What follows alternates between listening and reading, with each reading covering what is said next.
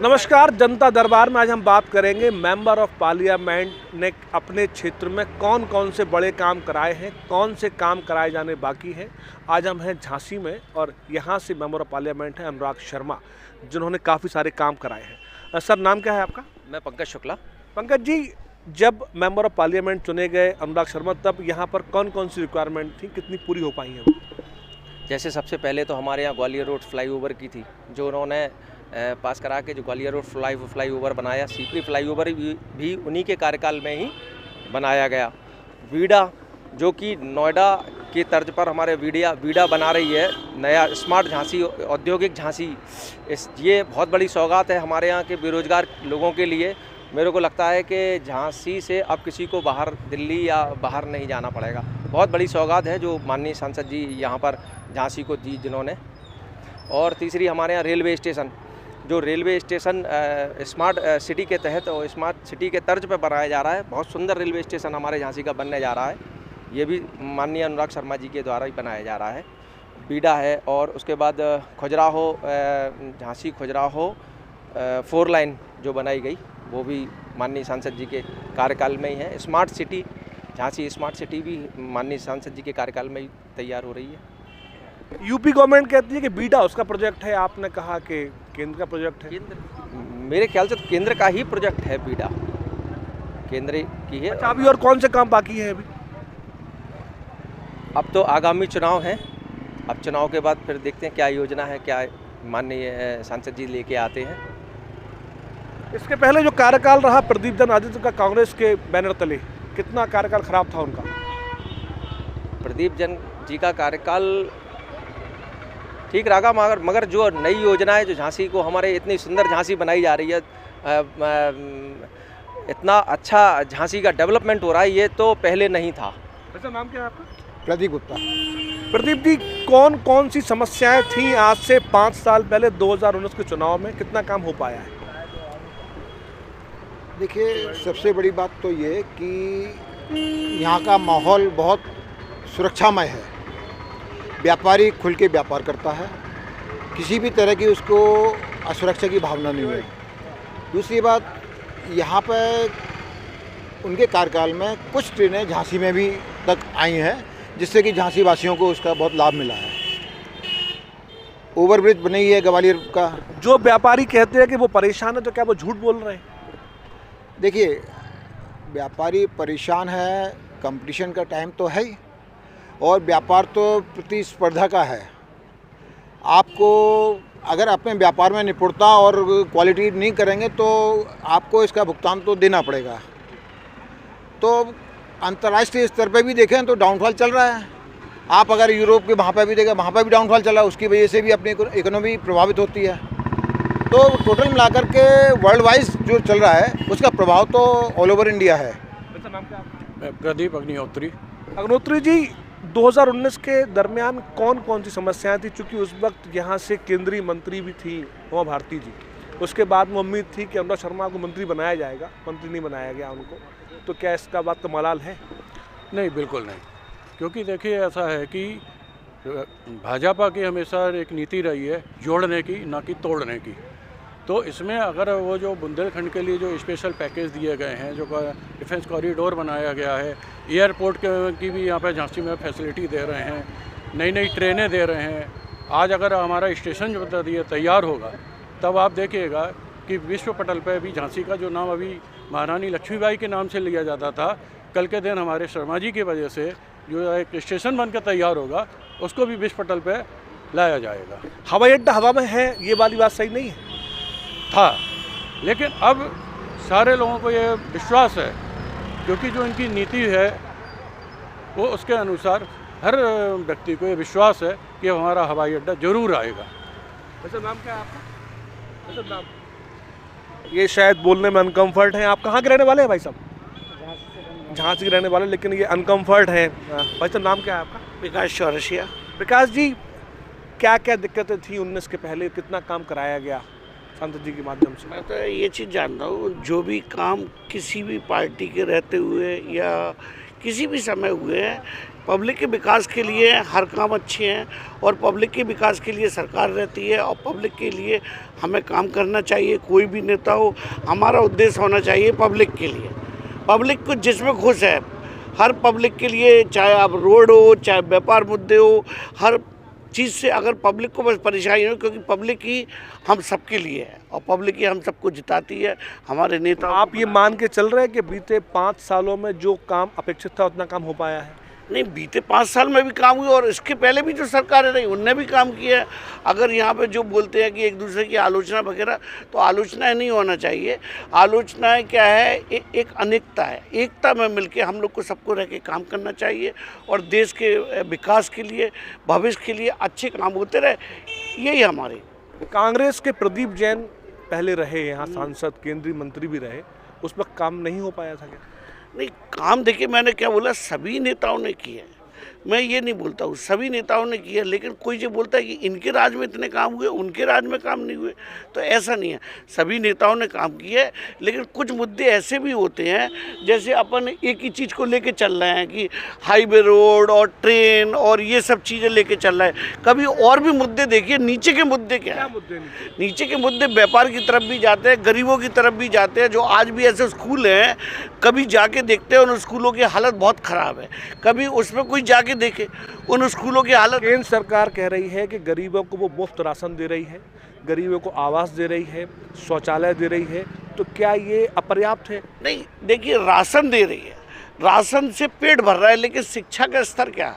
शिक्षा के स्तर पे देखिए, पढ़ाई क्या चल रही है उधर, पढ़ाई क्या चल रही है? राशन से पेट भर गया, ठीक है, राशन दे रही है, लेकिन शिक्षा पे भी तो ध्यान दीजिए कि वहाँ को स्कूलों में जाके, वहाँ पे जो स्कूलों के भवन हैं वो कैसे पढ़े हैं। मिड डे मील मिल रहा, स्कूल से ड्रेस फ्री मिल रही, फीस माफ़ है, और क्या रिक्वायरमेंट है? फीस देखिए, फीस माफ़, ये तो सरकार ने दिया, ये सब कुछ दिया, ये अच्छी बात है, इसके लिए सरकार को धन्यवाद। चलिए, लेकिन शिक्षा में, पढ़ाई के लिए वहाँ पे एक कोई भी ऐसा व्यक्ति, अधिकारी होना चाहिए जो इन चीज़ों को जाके ध्यान दे, क्योंकि मेन चीज़ होती है शिक्षा। जब बच्चे को शिक्षा मिलेगी, गुणवत्ता जब वो मिलेगी, तभी तो और विकास होगा, नीचे वाला ही विकास करके लाएगा। तो नाम क्या है आपका? विवेक वाजपेयी। वाजपेयी साहब, 2019 में कौन कौन सी दिक्कतें थीं झांसी ललितपुर संसदीय क्षेत्र में, कितना काम करा पाए सांसद महोदय अनुराग शर्मा? देखिए, ये झांसी का सौभाग्य है कि झांसी का एक बेटा जो कि व्यक्ति है अनुराग शर्मा, जो कि सांसद है भाजपा से, और जो कि संस्था है, एक बहुत बड़ी संस्था है, एक व्यावसायिक जगत में जाना माना नाम है, वो इस समय झांसी का प्रतिनिधित्व कर रहे हैं। और झांसी को उन्होंने वो पहचान दिया है। झांसी को जैसे हम जानते हैं महारानी लक्ष्मीबाई के नाम से झांसी जाना जाता है, मेजर ध्यानचंद दद्दा के नाम से झांसी जाना जाता है। आज मेजर ध्यानचंद दद्दा के नाम पर खेल दिवस को, राष्ट्रीय खेल दिवस का दर्जा दिलवाने में हमारे सांसद जी का बहुत बड़ा हाथ है। झांसी को एक अंतर्राष्ट्रीय पहचान दिलवाने में मेजर ध्यानचंद के नाम से राष्ट्रीय खेल दिवस इन्होंने वो किया, जो कि सरकार को इन्होंने कन्विंस किया, और इसको राष्ट्रीय खेल दिवस के रूप में हम लोगों ने मनाया। इसके अलावा विकास की बात करें तो जैसा कि हमारे मित्र पंकज शुक्ला जी ने कहा कि कई ट्रेनों का आगमन, कई ट्रेनों का रुकना और कई नई ट्रेनों का व्यवस्था, ये यातायात के माध्यम में, यातायात के उसमें इनकी देन है। आम ट्रेनों से जनरल कोच लगभग गायब होते जा रहे हैं जी, कैसे देखते हैं उसको? नहीं, जनरल कोच गायब नहीं होते जा रहे हैं, जनरल कोचों की सुविधाएं बढ़ाई जा रही हैं, जनरल कोचों को अपग्रेड किया जा रहा है। आम आदमी की पहुंच में है कि जनरल कोच के अलावा कोई और कोच लगता है आपको? आम आदमी के पास पैसा इतना है कि वो एसी कोच को अफोर्ड कर पाए? नहीं, स्लीपर क्लास में आम आदमी अफोर्ड करता है। नहीं है सर, कोच आपका अपग्रेड किए जा रहे हैं। कोच की आप अगर देखें, न्यूनतम जो किराया बढ़ाया गया है वो एसी फर्स्ट, सेकंड, थर्ड और फर्स्ट एसी में बढ़ाया गया है। स्लीपर कोच की अपग्रेड किया गया है, उनका किराया उस हिसाब से बढ़ाया नहीं गया जैसी सुविधाएं दी जा रही हैं। अच्छा, आप ये बता रहे थे कि वो अनुराग शर्मा जी अपने आप में एक संस्था है, संस्थान है, क्या उनसे मिलना आसान लगता है आपको आम आदमी के लिए? बहुत आसान है सर, बहुत आसान है। मैं भी एक आम आदमी हूँ, मैं कोई नेता या कोई बहुत विशिष्ट व्यक्ति नहीं हूँ, लेकिन सांसद जी से मिलना उतना ही आसान है जितना आप अपने परिवार के किसी भी मुखिया से मिल सकते हैं। देखा जाए, कंपेयर किया जाए तो प्रदीप जैन आदित्य और अनुराग शर्मा जी से मिलने में कौन ज़्यादा कंफर्ट लगता है आपको? देखिए, प्रदीप जैन आदित्य बाजार के बीच में बैठे हुए एक शख्सियत थे और उनका सांसद काल भी अच्छा रहा है। और अनुराग शर्मा जी आम आदमी से जुड़े व्यक्ति हैं। सांसद जी के आज अनुराग शर्मा जी की फैक्ट्री में या उनके व्यवसाय से जुड़े हुए लाखों हुए, ये सभी आम आदमी हैं। और एक मजदूर भी उनके साथ अगर मिलना चाहे तो चाहे वो सांसद से मिलना चाहे, चाहे अनुराग शर्मा जी से मिलना चाहे, चाहे वो किसी भी कैलिबर में उनके साथ मिलना चाहे, किसी भी कैपेसिटी में उनसे मिलना चाहे, वो हर समय उपलब्ध है। ये मेरा व्यक्तिगत अनुभव है कि मैं किसी के साथ गया, मैं किसी को लेके गया, मैंने उनको फ़ोन किया, मेरे पास उनका व्यक्तिगत मोबाइल नंबर है। आप इससे समझ सकते हैं कि मैं एक आम आदमी हूँ और मेरे पास सांसद जी का व्यक्तिगत मोबाइल नंबर है।